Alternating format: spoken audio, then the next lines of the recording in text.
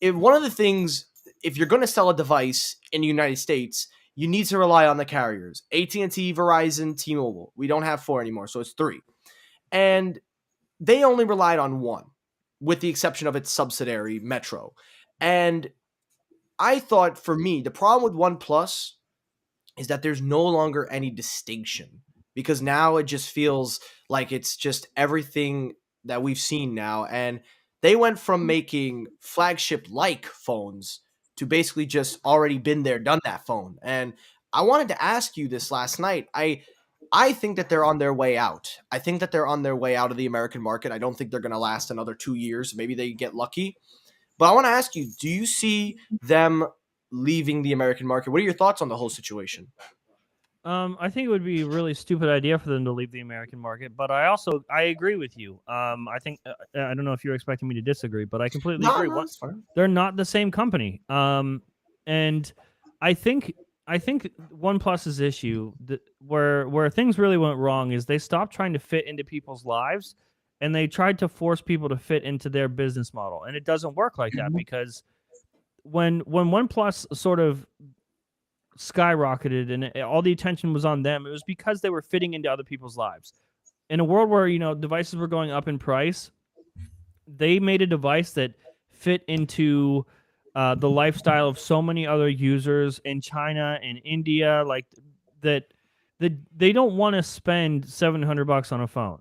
And that was the big deal about OnePlus, was that it looked like they were listening, that they were making devices for these people.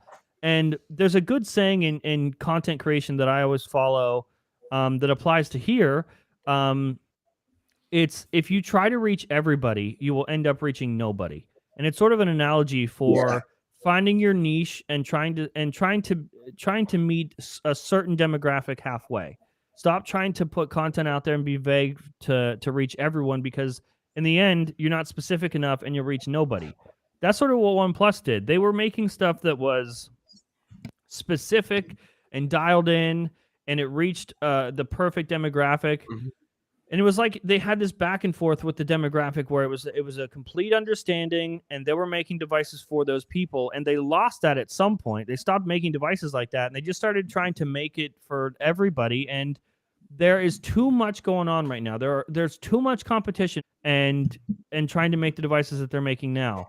It's just not good enough anymore. And I think somewhere along the way, there was just this massive disconnect where they stopped listening, and they're just making devices that they want people to use, but people don't want to use them. There's too much competition, and there's so many other companies that picked up where OnePlus left off, where they answered all those unanswered questions, where they learned from OnePlus, but actually did it the correct way.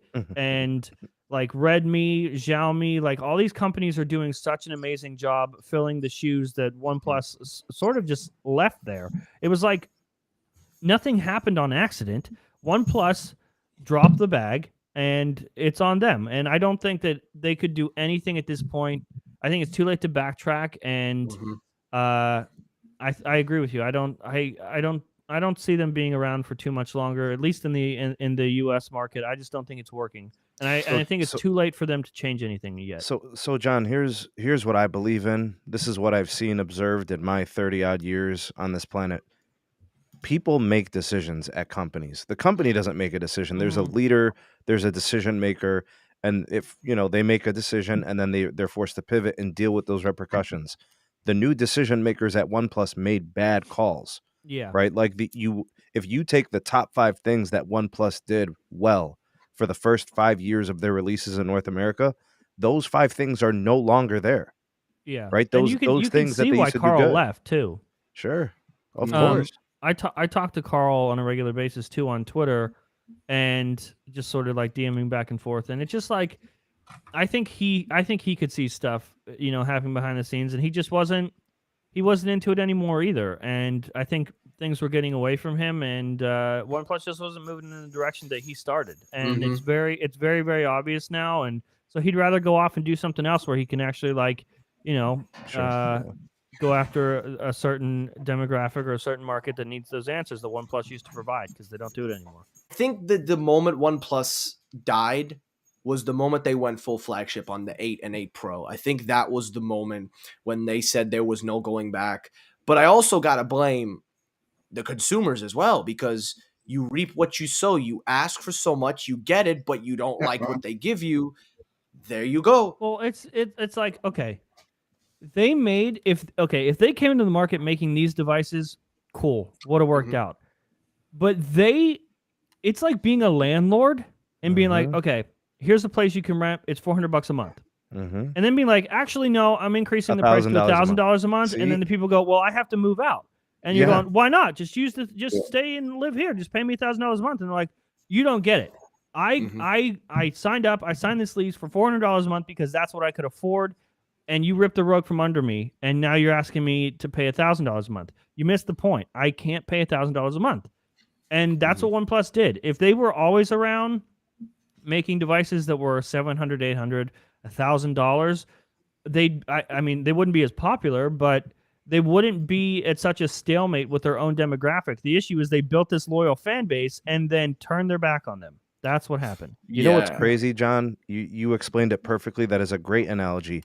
There used to be a perceived value play in the device price points.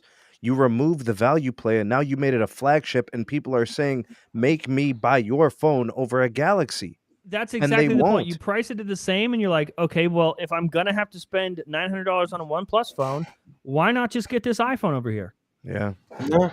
I agree. And the last thing I could say for OnePlus, I think one of the biggest downfalls, I mentioned it just before, was that they did not invest on the general people, the average people. They were focused on the techie, the YouTube side.